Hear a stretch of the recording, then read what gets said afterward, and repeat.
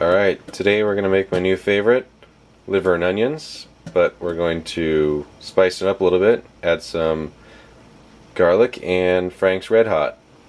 Here are all my ingredients. Got minced garlic, Frank's RedHot, coconut oil, onion obviously, sweet onion, Walla Walla sweet, whatever you want, and butter. You can do unsalted or regular, and calf liver. I recommend calf liver because it's more clean than the mature liver. So I'm going to prep the ingredients here and we'll get started. So first we're going to take the liver and rinse it. By the way, I got this liver from Walmart. It's pretty cheap, like $2 something.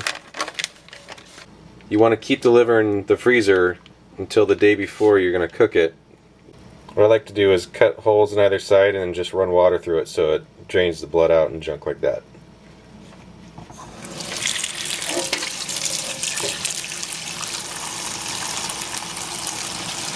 And we got a leak here, so it's probably not a good idea. Just cut my hole a little too big. So I'm just going to cut this thing open and wash it in the pan. By the way, I suggest using cold water because warm water kind of just helps spread the funky smell of liver throughout the house.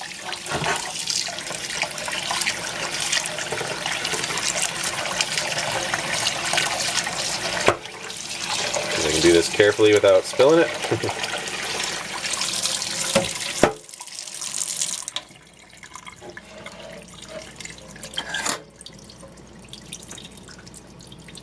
It's going to be impossible to get all the water out unless you pat dry it. That's not a big deal. So I'm going to transfer this onto a plate and finish prepping the other stuff. So first you want to chop your onion and get it sauteing quick.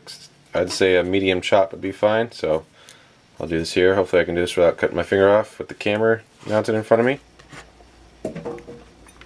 Woo! Now I'm crying. Oh boy. Alright, so we're going to start with the coconut oil. I like to use coconut oil because it's good for ya.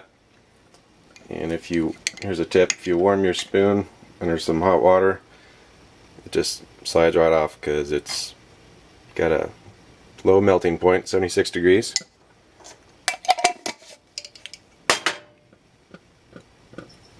Now the butter, about a tablespoon or less. Why a tablespoon? Because butter's good for you. Get some heat on. Put a little below medium, at least on my roper, that's the way it is. Don't want to burn it.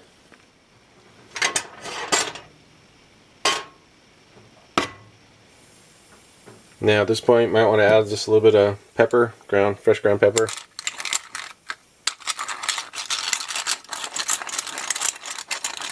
Add a little bit of flavor. Gonna turn the heat up just a little bit more. And now we're going to add some minced garlic. I like to get some of the juices too. So we'll do a heaping spoonful because garlic is good. Who doesn't like garlic? Stir this around. Starting to steam a little bit.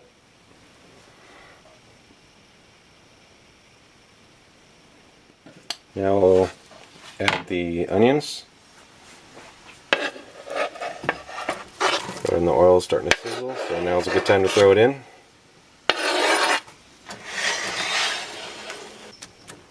Make sure everything's broken up.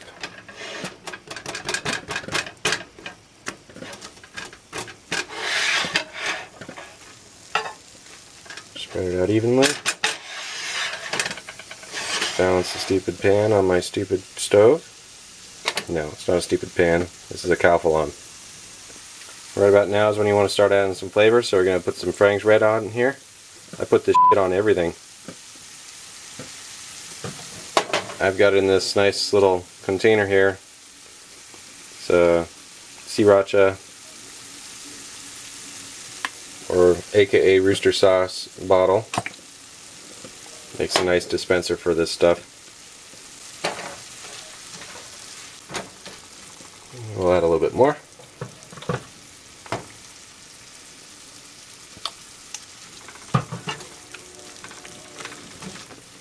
So with this I like to preserve some of the moisture, so I'm going to turn the heat down just a little bit and put the lid on. Make sure it's centered here and flat. And I'll let that go for a couple minutes. Okay, it's been about 4 minutes, so I'm going to start adding the liver now. That's several pieces, that's 4 pieces in there. It looks kind of messy and broken apart, but I'll try to make it work here to show you. So first what you want to do is lay down a bed of onions on one end.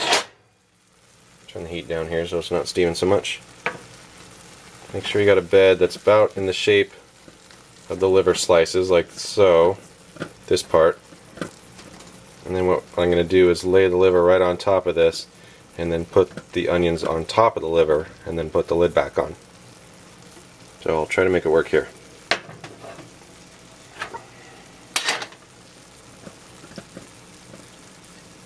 And we got pieces galore here, so I'm just going to have to slap some stuff on here and hope it looks pretty.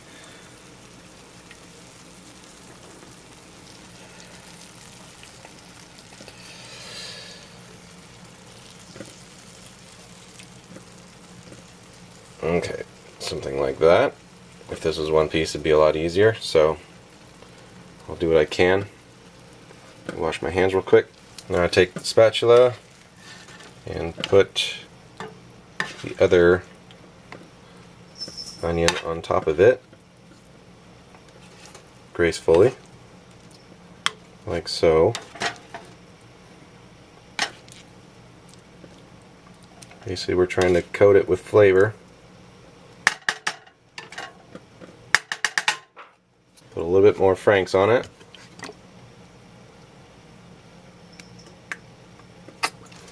And then put the lid on. Adjust the heat. And let it sit for a few minutes. I'd say 3 or 4. Just to check on it here, you'll see the liver start to lighten up in color. And if you look closely, you can also see a little bit of juices and blood coming out of it if you were to pull this away, the onions. But it's still got a little bit more to go. You don't want to cook it too long or else it dries it out and gets tough, and that's what people don't like. So check on it in a few more minutes. Alright, it seems to be burgeoning pretty good here after a few more minutes.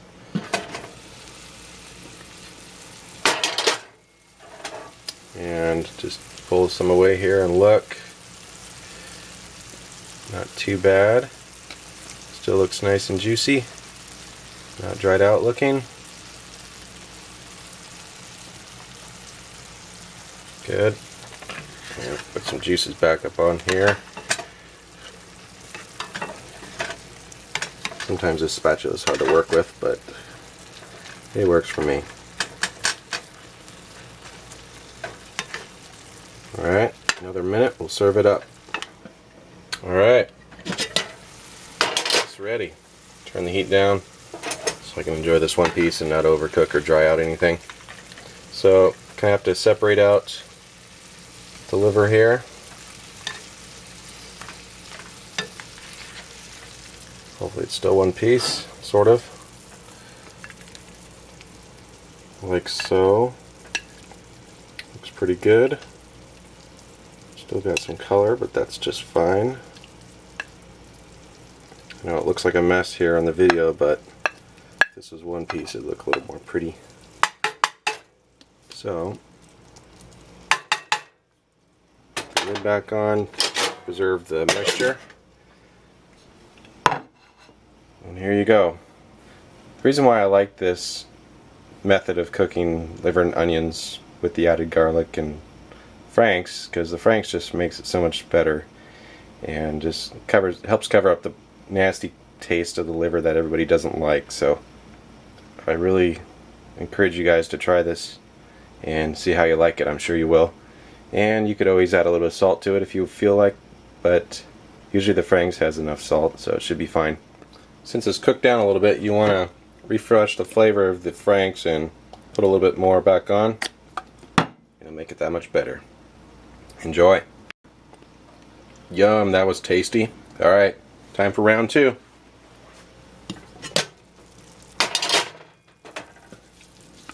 Gotta prepare the bed.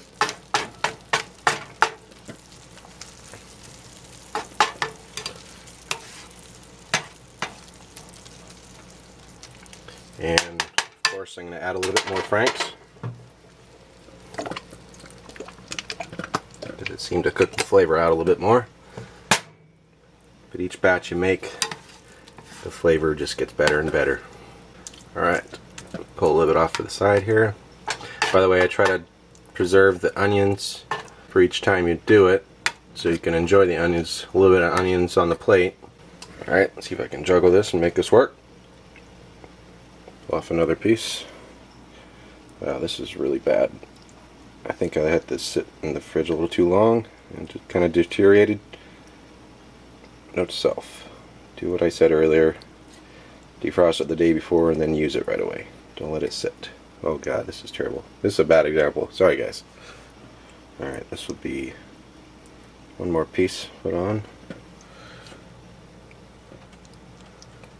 Turn the heat back up. And let me wash my hands and I'll be right back to cover it. Okay. Oh, hold on.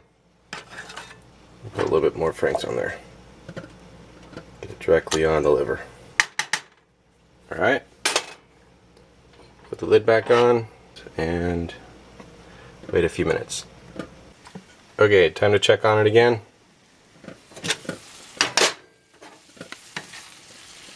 Get those juices back up there.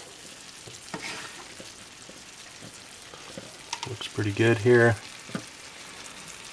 Still juicing out a little bit. I know it's hard to see, but it's not ready yet. Okay, it's ready to dish up. Turn the heat down. That's a little too hot. Hopefully didn't overcook it, but should be good. Looks good. We got plenty of onions here and garlic. Oh, by the way, I forgot to mention, when you're done cooking all these batches, take a nice farm fresh egg, still with chicken poop on it, and enjoy the wonderful flavored egg. Normally I do more than one egg, but this is all I have left, so time to go back to the farmer and get some more. Wake her up, stir it around.